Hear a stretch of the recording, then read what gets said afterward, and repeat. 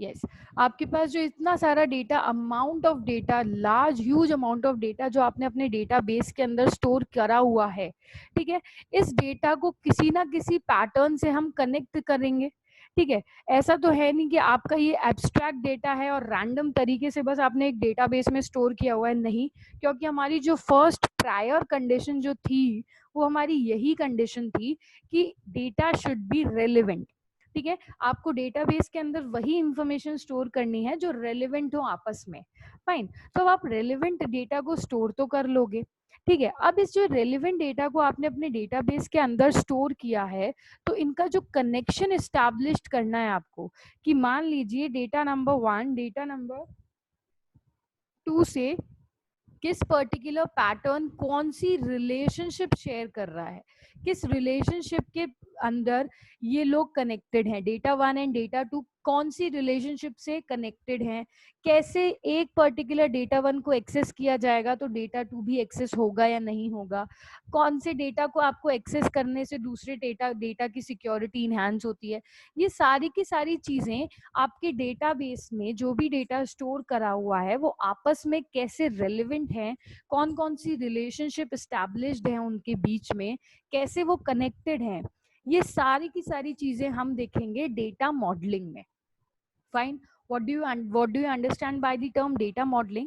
Data modeling हम क्या क्या देखेंगे, एंटिटीज देखेंगे, एट्रीब्यूट्स देखेंगे, रिलेशनशिप्स देखेंगे, और फिर हम देखेंगे कि ईआर डायग्राम्स को बनाया कैसे जाता है, ठीक है। सबसे पहले हम देखेंगे डेटा मॉडलिंग क्या होती है basically. And data modelling can be defined into two parts, ERM that is entity relationship data models and entity relationship diagrams, ERD, ठीक है। एक तो है आपके ERM that is entity relations models and second one is entity relationship diagrams, ठीक है। Entity relationship data model is detailed logical representation of data for an organisation और for an business express business area, ठीक है। आपने logical representation अगर पूरे database का दिया है, लॉजिकल रिप्रेजेंटेशन मतलब हमने प्रॉपर डिस्ट्रीब्यूशन किया, यस, एक मिनट गौरव, यस। तो मैं बोल रही हूँ कि डेटा को मॉडल करने को, डेटा को रिप्रेजेंट करने के दो तरीके हो सकते हैं। एक है तरीका लॉजिकल रिप्रेजेंटेशन और दूसरा तरीका है ग्राफिकल रिप्रेजेंटेशन, ठीक है। लॉजिकल रिप्रेजेंटेशन अगर हम देखें तो लॉजिकल रिप्रेजेंटेशन बेसिकली क्या होता है, पूरा का पूरा आपके डेटाबेस का डिटेल्ड इंफॉर्मेशन, ठीक है, पूरे डेटाबेस की डिटेल्ड इंफॉर्मेशन अगर आप रिप्रेजेंट कर रहे हो कोई एक डॉक्यूमेंट में, लाइक फॉर एग्जाम्पल आपने डॉक्यूमेंट में बता दिया कि हमारी प्राइमरी की कौन सी है, कैंडिडेट की कौन सी है इस डेटाबेस की, सुपर की कौन सी है, किस तरीके से कीज आपस में कनेक्टेड हैं, कौन कौन से एलिमेंट्स, कौन कौन से नोड्स आप स्टोर कर रहे हो, कौन से ऑब्जेक्ट्स आप स्टोर कर रहे हो, ये सारे के सारे ऑब्जेक्ट्स कैसे कनेक्टेड हैं, ठीक है। ये सारी की सारी डिटेल्स अगर आप एक डॉक्यूमेंटेड वर्जन में डिस्ट्रीब्यूट करते हो, डॉक्यूमेंटेड वर्जन में रिप्रेजेंट करते हैं, तो उसको हम बोलेंगे entity relationship data models that is ERM, ठीक है। Is a detailed logical representation of data for an organisation और बिजनेस एरिया। कोई भी ऑर्गेनाइजेशन का, कॉलेज ले लो,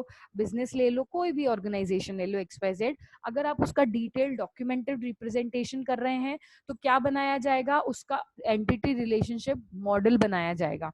अगर दूसरी साइड पे हम कौन सा रिप्रेजेंटेशन कर रहे हैं अपने डेटा का, ग्राफिकल रिप्रेजेंटेशन कर रहे हैं, ठीक है, हमने अपने सारी नोड्स का एक ग्राफिकल रिप्रेजेंटेशन किया तो उसको हम बोलते हैं एंटिटी रिलेशनशिप डायग्राम्स, ठीक है। ग्राफिकल रिप्रेजेंटेशन मतलब हमने बोला कि हमारे को कॉलेज का रिप्रेजेंटेशन करना है, तो एक तो तरीका हो गया, मैंने एक फाइल ले ली, उसमें मैंने कॉलेज के स्टूडेंट्स का लिस्ट बना दी, फिर मैंने एक दूसरी फाइल ले ली, उसमें मैंने टीचर्स की लिस्ट बना दी, फिर मैंने तीसरी फाइल ले ली, उसमें मैंने फिनेंस जो भी देख रहे हैं, ऑफिस, बैक ऑफिस की लिस्ट बना दी एंड सो ऑन, ठीक है।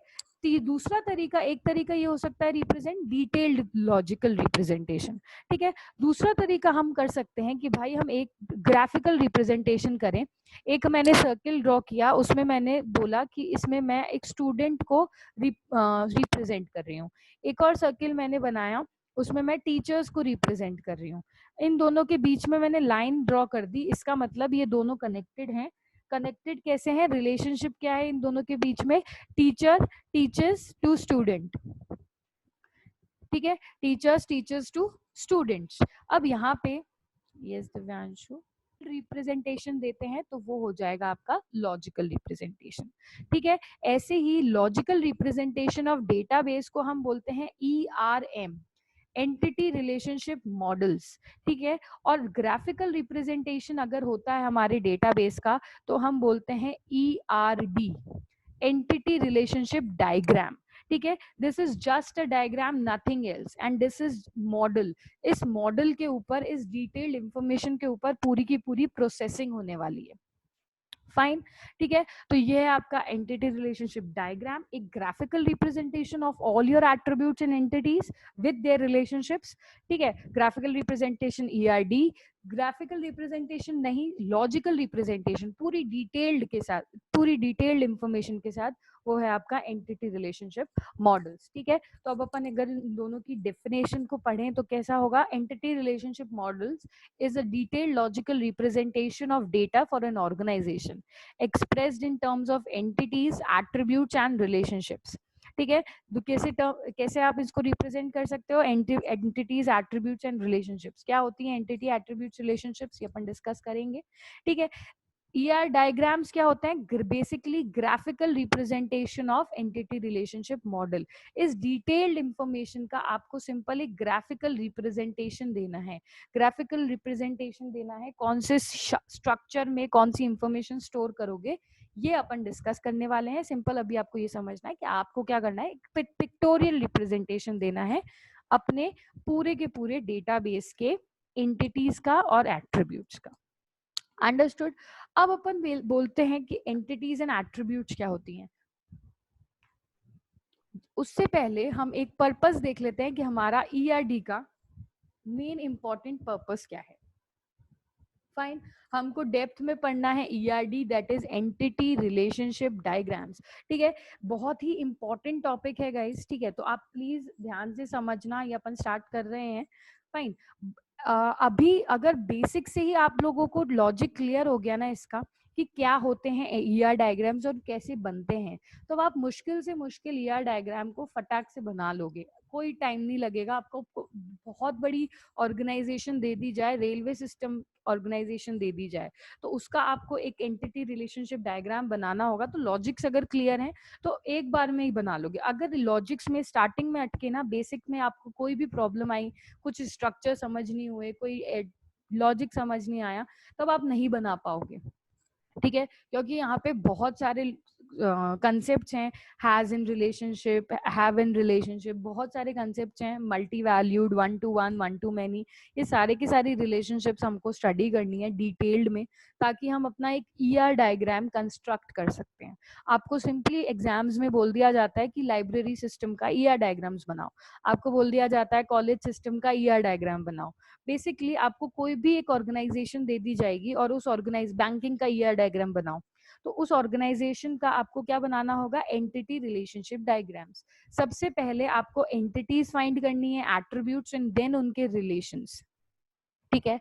तो बेसिकली हमारे ER डायग्राम का जो मेन पर्पस है is to capture the richest possible understanding of the meaning of data necessary for the information system और ऑर्गेनाइजेशन, ठीक है। जो हमारा मेन पर्पस है ER डायग्राम का, वो पर्पस ही हमारा ये है कि हमको अपने पूरे के पूरे, रिकॉर्डिंग स्टार्ट है क्या, यस, हमको अपने पूरे के पूरे सिस्टम की, इंफॉर्मेशन सिस्टम या ऑर्गेनाइजेशन की डिटेल्ड पॉसिबल अंडरस्टैंडिंग डेवलप करनी है, ठीक है। हमको क्या करना है, अपने पूरे सिस्टम की डिटेल्ड इंफॉर्मेशन को, डिटेल्ड पॉसिबल डेटा को समझना है, फाइन। आपके रेलवे सिस्टम है, आपकी लाइब्रेरी सिस्टम्स हैं, वहां पे इतना huge amount of data store कराया गया है, इतना ज्यादा डेटा कि आप उसको पॉसिबली अगर मैन्युअली अगर समझने बैठ जाओ कि यार ये बुक है, ये बुक इंफॉर्मेशन की IT से बिलोंग करती है, ये शेल्फ में जाएगी, EE से बिलोंग करती है, इस शेल्फ में जाएगी,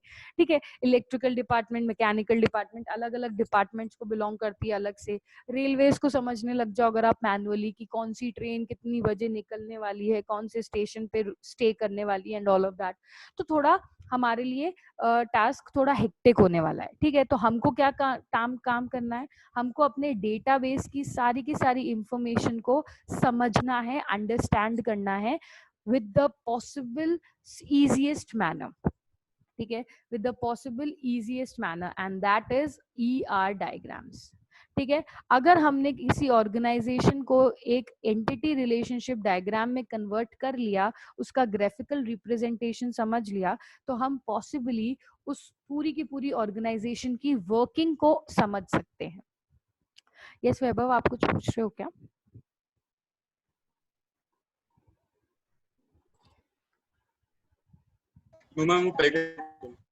अच्छा ठीक है, yes fine.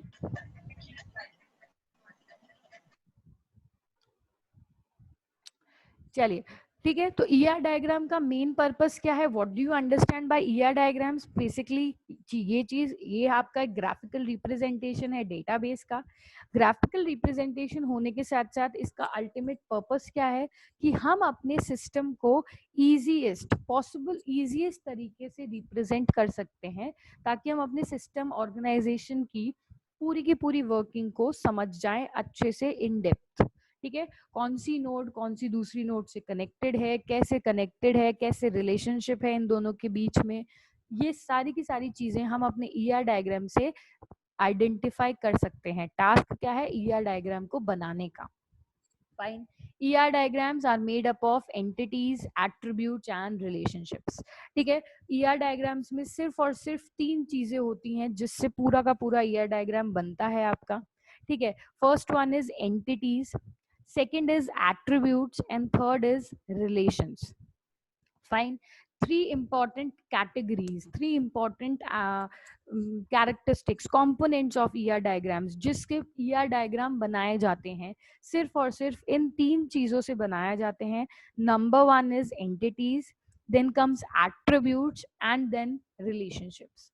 Fine. Now what do you understand by the term entities and attributes? क्या होती हैं ये terms, entities क्या होती हैं और attributes क्या होती हैं, ये पहले अपन को समझना है। रिलेशनशिप समझनी है, क्या होती हैं, कितने टाइप्स की होती हैं, ठीक है, वो अपन को समझना है। एंटिटीज कितने टाइप्स की होती हैं, एट्रीब्यूट्स कितने टाइप्स की होती हैं। फिर आपको इनको आइडेंटिफाई करना आना चाहिए। आपको सिस्टम दे दिया जाए, रेलवे सिस्टम दे दिया जाए, लाइब्रेरी सिस्टम, वहां पे आपको आइडेंटिफाई करना आना चाहिए कि इस पूरे के पूरे लाइब्रेरी सिस्टम में से एंटिटीज कौन सी हो सकती हैं और एट्रीब्यूट कौन सी हो सकती हैं। फिर आपको आइडेंटिफाई करना होगा डिफरेंट एंटिटीज के बीच का रिलेशनशिप, ठीक है। कैसे, ये आपका पूरा टास्क है ER डायग्राम का। हम डिस्कस करेंगे ER डायग्राम में यही सब कि what do you understand by entities, क्या उनके रिलेशनशिप्स हैं, क्या उनके टाइप्स हैं और कैसे वो आपस में कनेक्टेड होती हैं। फिर हम फाइनली लास्ट में एक ER डायग्राम को क्रिएट करेंगे, ठीक है। In this section we will discuss about entities, attributes and relationships. 3 main components are these. Fine. Number 1 is entity, ठीक है। entity क्या होता है, ठीक है। तो अगर हम इसको आसान भाषा में समझें तो basically entity is an object. Fine. Entity क्या है, कोई भी ऑब्जेक्ट जो आपके सिस्टम में कंसिडरेबल है, ठीक है। एंटिटी इज व्हाट,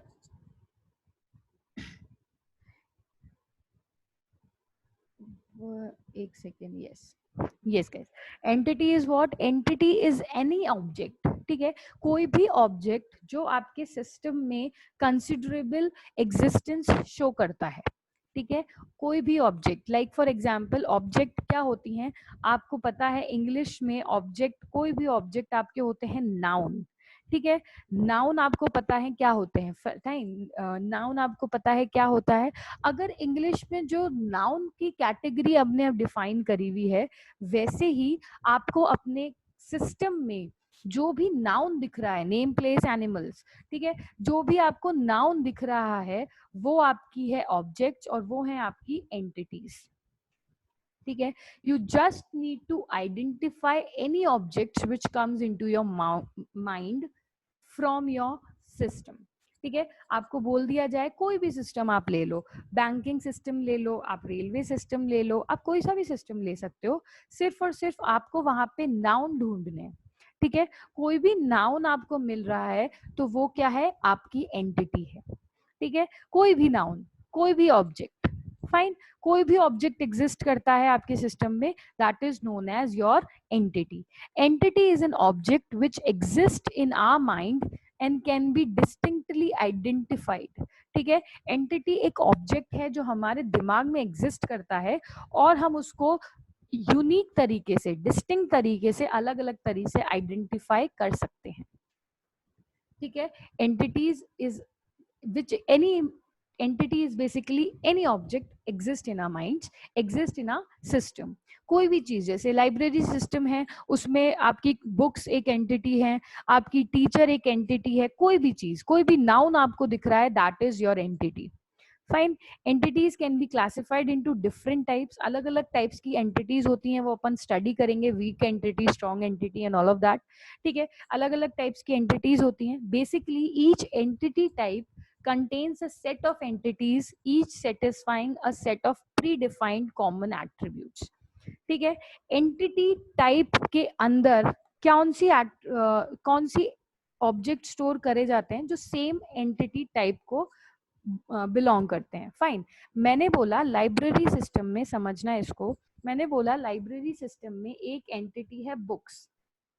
ठीक है, एक एंटिटी है बुक्स और एक एंटिटी है मेरी टीचर। ठीक है, दो एंटिटी, वैसे तो बहुत सारी एंटिटीज हो सकती हैं, शेल्फ, कबर्ड, ये सारी की सारी हो सकती हैं, लेकिन हमने ब्रॉडली रिप्रेजेंटेशन के लिए हमने दो एंटिटीज को लिया, टीचर एंड बुक्स। अब यहाँ पे मान लो कि एक टीचर नहीं है, हमारे लाइब्रेरी में दो टीचर्स बैठते हैं। ठीक है, और बुक्स आपके पास, पता है लाइब्रेरी है तो बुक्स आपके पास एक तो है आईटी की, दूसरी है आपके पास इलेक्ट्रिकल की, थर्ड है आपके पास मैकेनिकल की, एंड सो ऑन। आपके पास यहाँ पे वेराइटी ऑफ बुक्स अवेलेबल कराई गई हैं।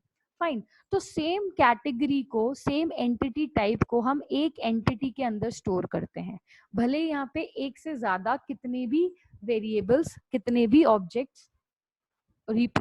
ऑब्जेक्ट्स एग्जिस्ट करें, हम उनको सिर्फ और सिर्फ एक एंटिटी में ही रिप्रेजेंट करेंगे।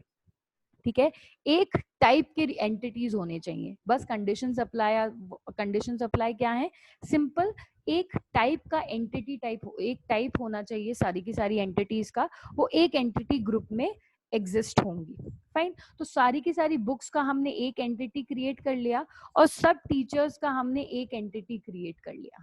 फाइन, एक और एंटिटी यहाँ पे बने, लाइब्रेरी सिस्टम में बनेगी, दैट इज स्टूडेंट्स। ठीक है, स्टूडेंट्स ही तो होते हैं जो एक्सेस करते हैं इन बुक्स को। फाइन, एक्सेस कौन करेगा ना, यूजर कौन है इन बुक्स का, स्टूडेंट। अब स्टूडेंट कोई सा भी हो सकता है, बीसीए का स्टूडेंट हो सकता है तो वो स्टूडेंट, हमने यूजर का एक एंटिटी बना लिया।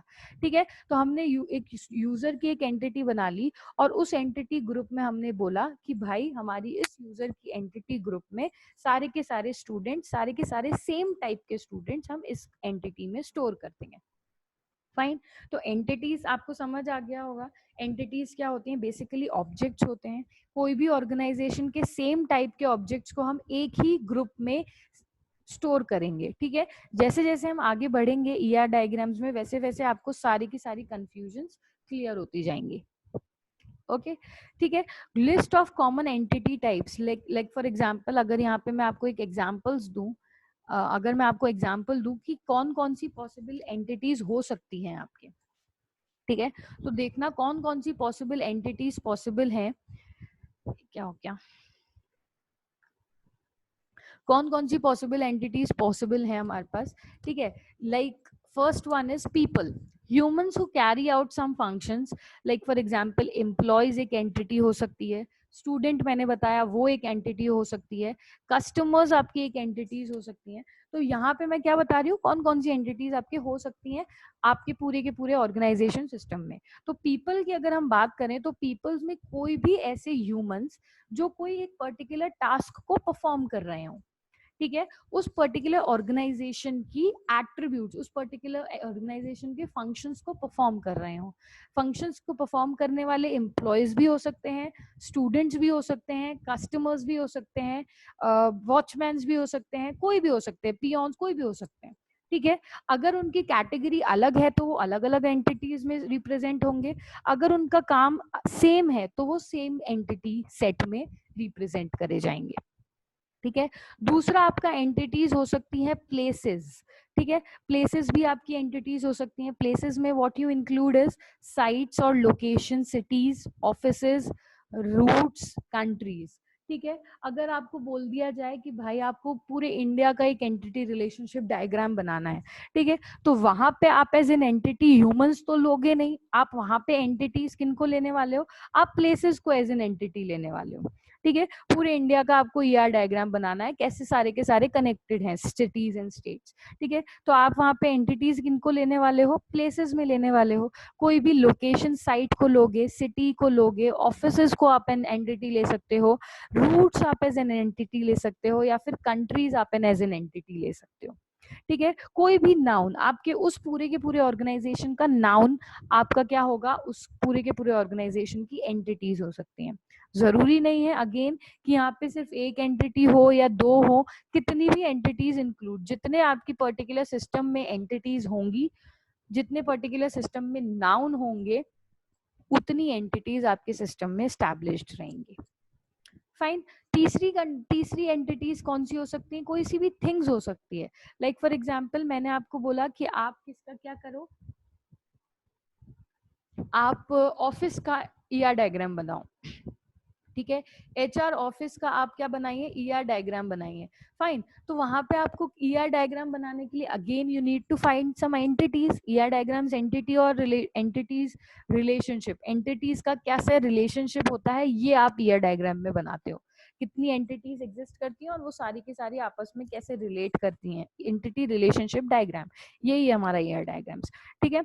तो एंटिटीज अब क्या हो सकती है, third is things, tangible physical object, equipments, product, buildings, ये भी आपकी एंटिटीज हो सकती हैं। या तो कोई प्रोडक्ट हो वो आपका एंटिटी में आ सकता है, या प्रोडक्ट मान लीजिए हमने एचआर ऑफिस में तो प्रोडक्ट नहीं करेंगे, मान लो कोई स्टोर है, ठीक है। स्टोर की आपको एचआर डायग्राम क्या सॉरी ईआर डायग्राम बनाना है, ठीक है। आपको कोई भी स्टोर का ईआर डायग्राम बनाना है तो वहां पे कितने नंबर ऑफ प्रोडक्ट्स हैं वो एक एंटिटी बनाई जाएगी, ठीक है। आप कौन से इक्विपमेंट्स यूज कर रहे हो वो एक एंटिटी बनाई दी जाएगी, और कितनी आपकी स्टोर्स हैं। लाइक फॉर एग्जांपल आपके अजमेर में 5 स्टोर खुली हुई हैं, तो स्टोर्स की बिल्डिंग्स आपका एक और ईआर डायग्राम बना दिया जाएगा, एंटिटी बना दी जाएगी, ठीक है। तो आपकी entities can be people, entities can be places, entities can be things, ठीक है। और क्या क्या हो सकती हैं आपकी entities, organization, team, suppliers, departments, ठीक है। हमने बोला पूरी की पूरी ऑर्गेनाइजेशन जो होती है हमारी वो डिफरेंट डिफरेंट पार्ट्स में डिस्ट्रीब्यूटेड होती हैं। लाइक एचआर टीम अलग है, आईटी टीम अलग है, फाइनेंस टीम अलग है, मार्केटिंग टीम अलग है, एंड सो ऑन, ठीक है। तो आपकी वो सारी की सारी ऑर्गेनाइजेशन की टीम्स भी अपने आप में इंडिविजुअल एक एंटिटी हो सकती हैं। आपके पूरी की पूरी ऑर्गेनाइजेशन के कितने सप्लायर्स हैं वो एक एंटिटी हो सकती है, कितने आपने डिपार्टमेंट्स क्रिएट कर रखे हैं वो एक एंटिटी हो सकती है। फाइन। फाइन, ठीक है। तो ये आपकी सेट ऑफ एंटिटीज हैं। आगे आप ईआर डायग्राम्स बनाएंगे तो यू नीड टू फाइंड कि एंटिटी क्या है और एट्रीब्यूट क्या है। एट्रीब्यूट्स मैं आपको बताऊंगी एट्रीब्यूट्स कैसे फाइंड करते हैं, अभी हम एंटिटीज पर हैं, ठीक है। तो आई थिंक टाइम हो गया है हमारा, नेक्स्ट क्लास है मेरी, तो नेक्स्ट क्लास में हम कंटिन्यू करते हैं। ये स्टूडेंट्स जो भाग जाते हैं बीच में इनका कुछ करना पड़ेगा, चलो नेक्स्ट क्लास में इनका देखेंगे क्या कर सकते हैं। ओके, तो नेक्स्ट क्लास में अपन कंटिन्यू करते हैं। किसी को कुछ पूछना है तो प्लीज पूछ लीजिए वापस से। एनीवन?